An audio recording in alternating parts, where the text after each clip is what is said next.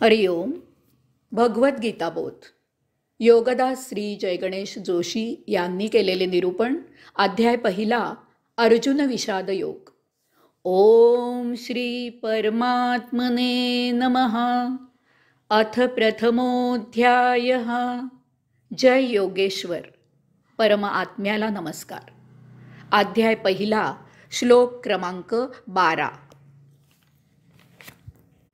तस्य संजनयन हर्षं कुरु वृद्ध पितामहं सिंहनादं विनन्त्योश्चै शंखं दध्यो प्रतापदान.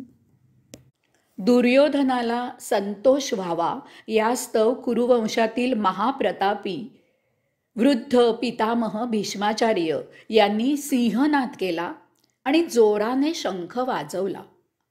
दुर्योधन द्रोणाचार्यांशी काही बोलत होता, पण त्याचा चेहरा उल्हसित न दिसता बेचैन दिसत आहे हे भीष्माचार्यांनी ओळखले.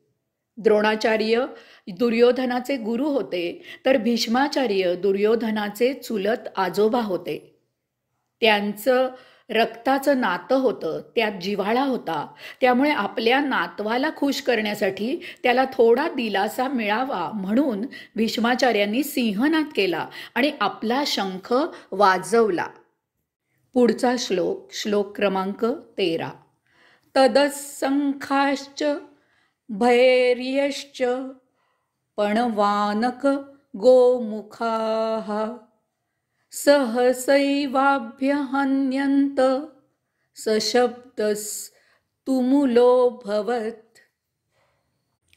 त्याबरोबर शंख आणि भेरी तसेच बोल, ढोल, मृदुंग, रणशिंगे अशी निरनिराळी वाद्ये एकदम वाजू लागली. त्या वाद्यांचा आवाज कानठळ्या बसवणारा होता. वास्तविक पितामह भीष्माचार्यांनी केवळ दुर्योधनाला खुश करण्यासाठी सिंहनाद आणि शंखध्वनी केला होता. परंतु ही युद्ध सुरू करायची सूचना आहे असे वाटून रणवाद्ये वाजवणाऱ्यांनी एकदम निरनिराळी रणवाद्ये वाजवायला सुरुवात केली. शंख हा आपल्या नित्य देवपूजनात असतो. भेरी म्हणजे मोठमोठे नगारे किंवा नौबत. पणव म्हणजे ढोलके. आनक म्हणजे मृदुंग. गोमुख म्हणजे रणशिंग.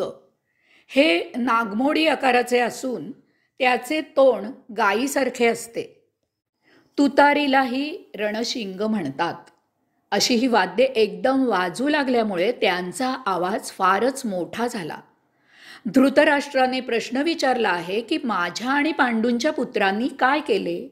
येथपर्यंत संजयाने कौरवांनी काय केले ते कथन केले.